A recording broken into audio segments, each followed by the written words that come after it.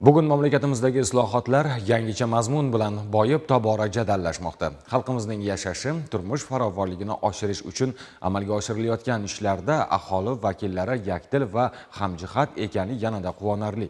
Bu jarayonlarda viloyat kengashi deputatlari ham o'zlari saylangan okruglarda bo'lib, saylovchilar bilan uchrashuvlar tashkil qilmoqdalar.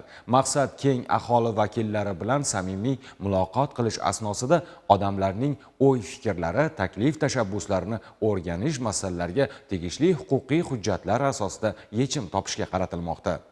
Xalq deputatlari Namangan viloyati kengashiga Yangiqo'rg'on tumanidagi 53-birlashgan saylov okrugidan saylangan deputat, Namangan viloyati teleradio kanali davlat muassasasi direktori Muhammadjon Maqsudovning saylovchilar bilan bu galgi uchrashuvi Yangiqo'rg'on tumanidagi 43-umumta'lim maktabida o'tkazildi. Unda okrugdagi 14 ta mahalla fuqarolar yig'ini faollari, 10 dan ortiq umumta'lim maktabi pedagoglari, faxriylar, keng jamoatchilik va yoshlar vakillari ishtirok etishdi. Bugungi kunda yurtimizda olib borilayotgan keng ko'lamli islohotlar, jahon hamjamiyatining O'zbekistonda amalga oshirilayotgan tizimli o'zgarishlar va yangilanishlarni qo'llab-quvvatlayotgani, nafaqat markaz, balki olis mahallalarda aholiga yaratilayotgan qulayliklar, bilim dargohlaridagi sharoitlar haqida gapirdi. Xalq vakili sifatida 31 ming nafardan ortiq saylovchilar bilan olib borayotgan ishlari, shu yilning o'tgan davri mobaynidagi faoliyati hisoboti bilan ham tanishtirdi.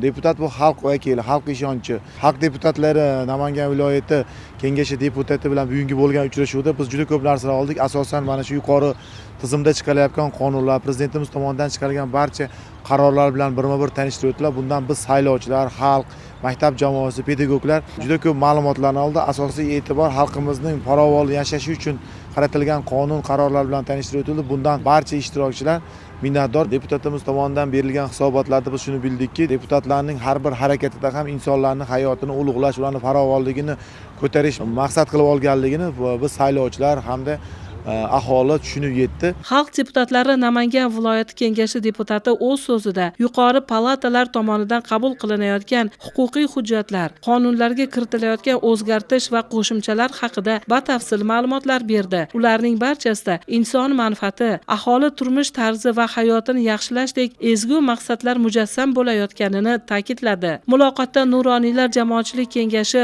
Yangiqo'rg'on tumani bo'limi raisi Muhammad Olim Dadaboyev bugungi islohotlar keksa-yu yoshning hayotiga tub o'zgarish, yangilanish olib kirayotganini ta'kidladi. Shundan so'ng maktabdagi sport va musiqa to'garagi a'zolarining ko'rgazmali chiqishlari namoyish etildi. Tadbir doirasida qo'sha qarish baxtiga sazovor bo'lgan piru badavlatlar, a'lochi, faol o'quvchilarning ota-onalariga tashakkurnoma va esdalik sovg'alari topshirildi. Yashil makon umummilliy loyihasi doirasida ko'chat ekish tadbiri ham o'tkazildi.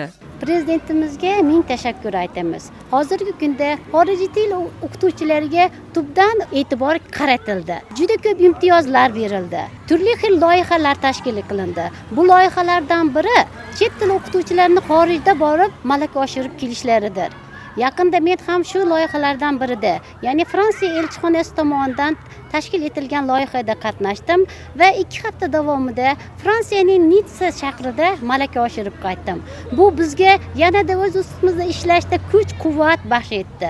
Bizning maktabimizda hamma sharoitlar yaratilgan. Hozirda o'quvchilarimiz tuman, viloyat olimpiadalarida, turli xil tanlovlarda faxrli o'rinlarni olib kelishmoqda. Bunday muloqotlar xalq vakillarining o'z saylovchilar bilan yaqindan ish olib borishi, kelgusidagi faoliyatlarini yanada takomillashtirishda muhim ahamiyatga ega bo'lmoqda.